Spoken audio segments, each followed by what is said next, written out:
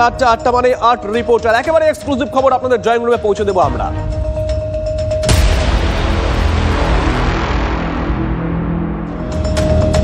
Countdown শেষ, আর কয়েক ঘন্টার অপেক্ষা। আরজি করে চিকিৎসক খুন ধর্ষণ মামলায় সাজা ঘোষণা করবে শিয়ালদা আদালত। বড় খবর, আজকে নজর থাকবে দিনভর কি সাজা হতে পারে দোষী সাব্যস্ত সঞ্জয় রায়ের। যাবজ্জীবন নাকি মৃত্যুদণ্ড, কি চাইছেন আমজনতা? Court finds Rajveer Singh guilty under section 354 of outraging. এটা রিলের দৃশ্য। রিয়েল রায়ে জানতে আর কয়েক ঘন্টার অপেক্ষা। And announce the quantum of the sentence.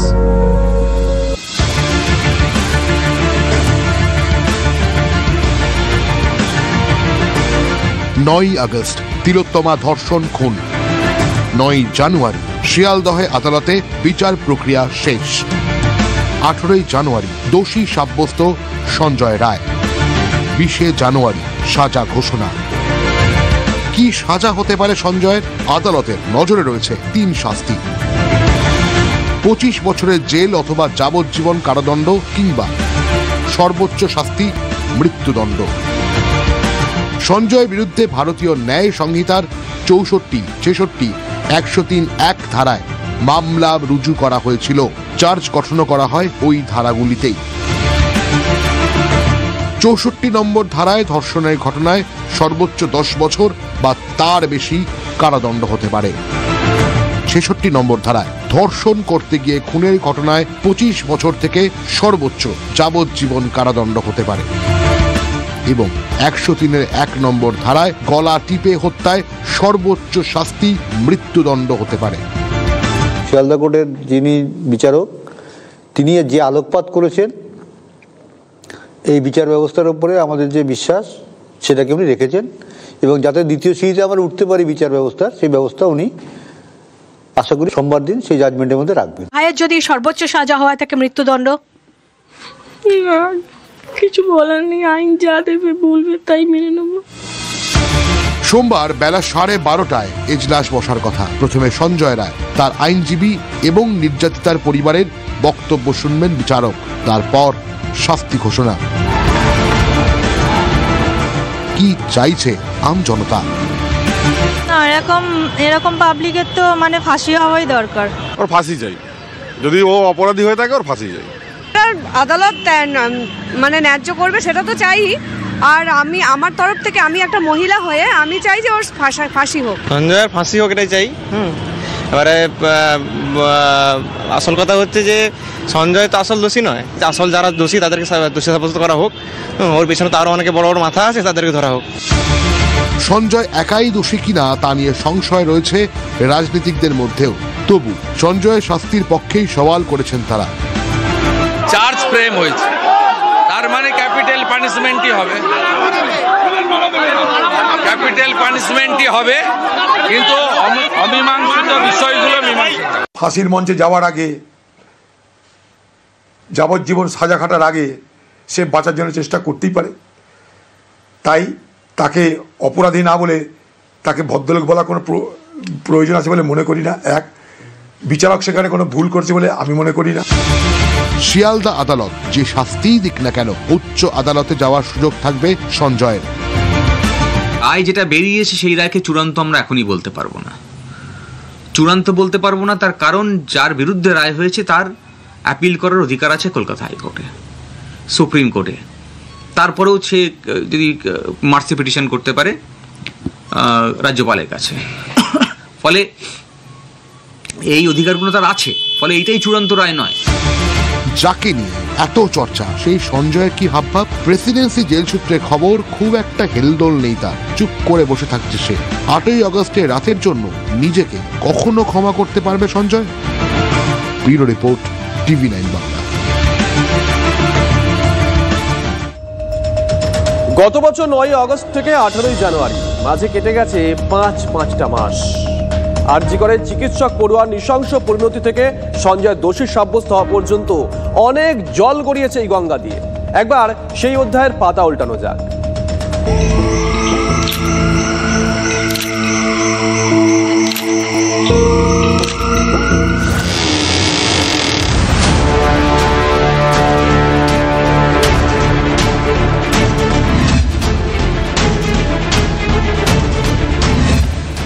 যেন বৃত্তপূরণ। তিলোত্তমা ধর্ষণ খুনের 162 দিনের মাথায় দোষী সাব্যস্ত হল সঞ্জয় রায়। জঘন্যতম যে অপরাধ গোটা দেশকে নাড়িয়ে দিয়েছিল, যে ঘটনার সুবিচারের দাবিতে মানুষ স্বতঃপ্রণোদিত হয়ে দলে দলে পথে নেমেছিলেন, একবার ফিরে দেখা যাক সেই আরজিকর কাণ্ড।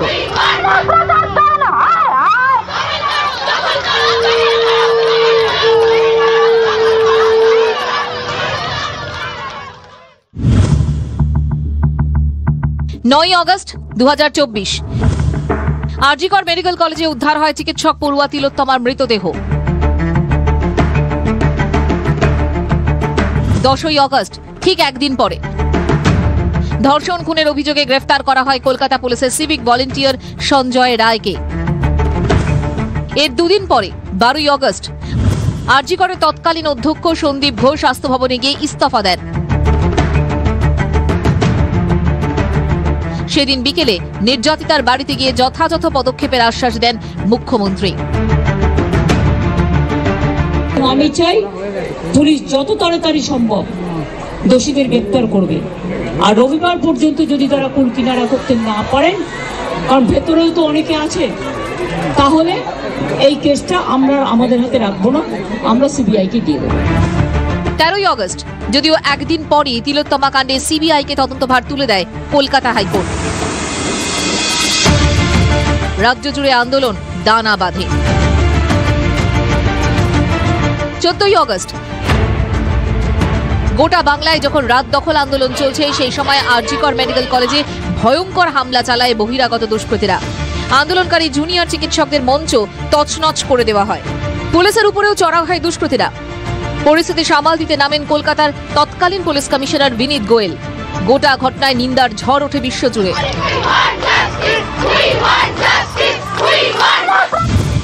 18 আগস্ট স্বতঃপ্রণোদিত মামলা দায়ের হওয়ার প্রেক্ষিতে চিকিৎসকদের নিরাপত্তা নিয়ে উদ্বেগ প্রকাশ করে সুপ্রিম কোর্ট।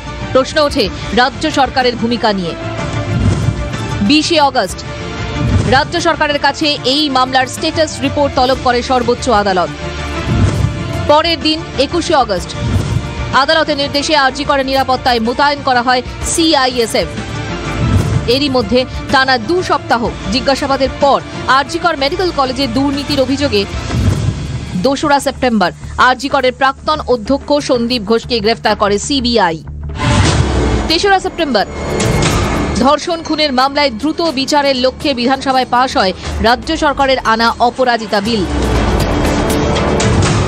ওই দিনই তৎকালীন সিপি বিনীত গোয়েলের ইস্তফার দাবিতে শিরদাঁড়া হাতে লালবাজার অভিযানে নামেন জুনিয়র চিকিৎসকেরা। বিনীত গোয়েলের সঙ্গে দেখা করে তার হাতে প্রতীকী শিরদাঁড়া তুলে দেয় আন্দোলনকারীদের প্রতিনিধি দল।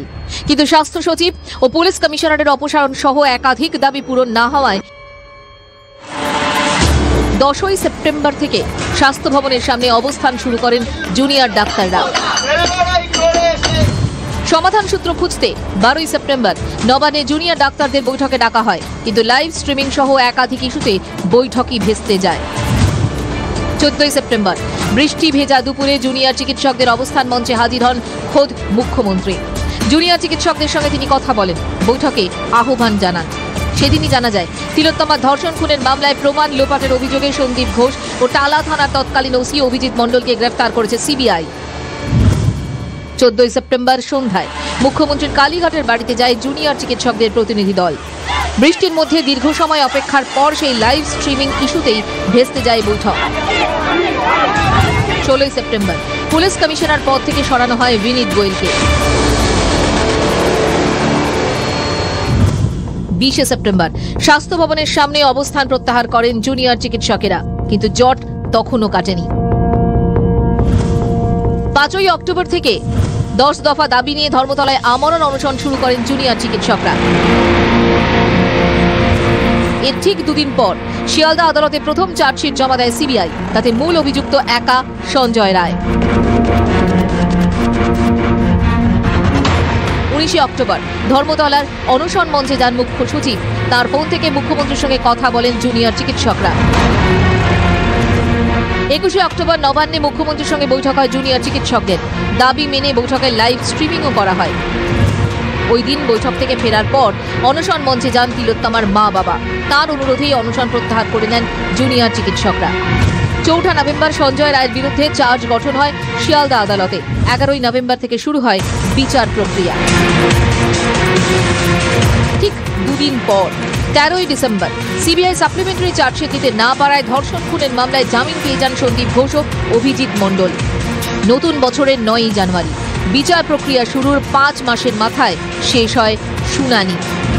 আর 18 জানুয়ারি 2025 দোষী সাব্যস্ত অন্যতম মূল অভিযুক্ত সঞ্জয় রায়।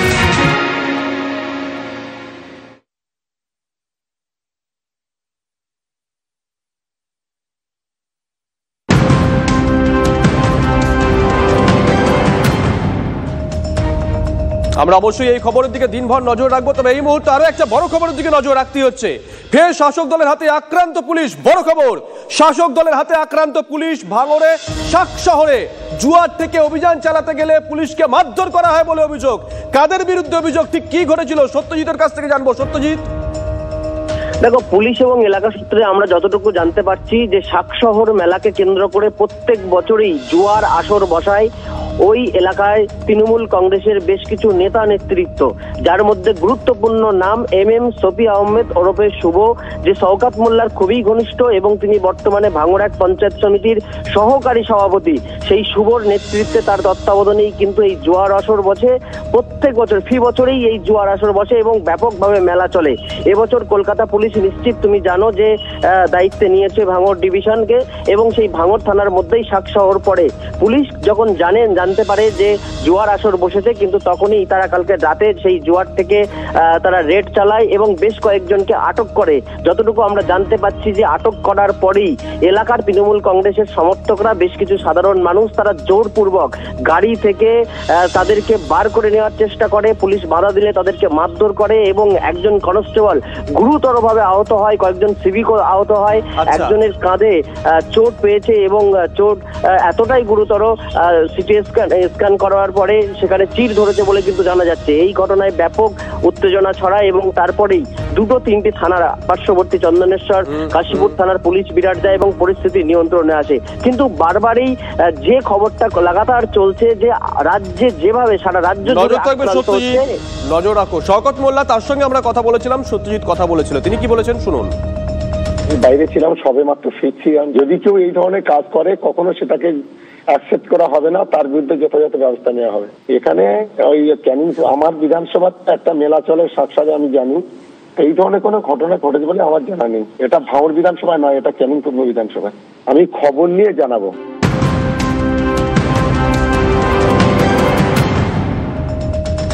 এদিকে কুলতলিতে আক্রান্ত পুলিশ। আরো একটা বড় খবর, কুলতলিতে আক্রান্ত পুলিশ। জামতলা বাস স্ট্যান্ড এলাকায় পুলিশ কর্মীদের সঙ্গে বচসা মত্ত ব্যক্তিদের, কর্তব্যরত পুলিশ কর্মী ও সিভিক ভলান্টিয়ারদের ধাক্কা মারার অভিযোগ।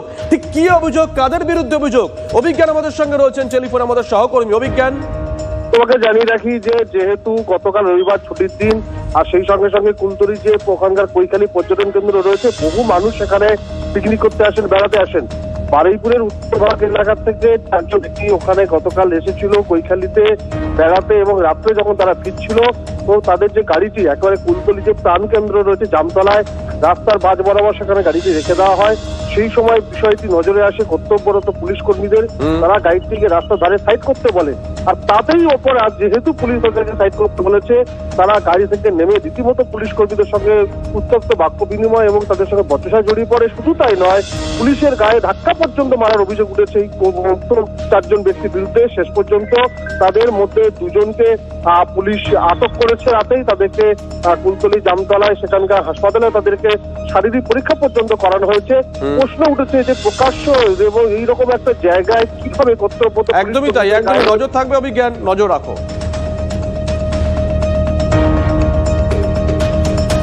কুলতলিতে আক্রান্ত পুলিশ। বড় খবর, জামতলা বাস স্ট্যান্ড এলাকায় পুলিশ কর্মীদের সঙ্গে বচসা মত্ত ব্যক্তিদের, যে কথা বলছিল বিজ্ঞান, কর্তব্যরত পুলিশ কর্মী ও সিভিক ভলান্টিয়ারদের ধাক্কা মারার অভিযোগ। ঘটনায় আটক এখনো পর্যন্ত 2 জন।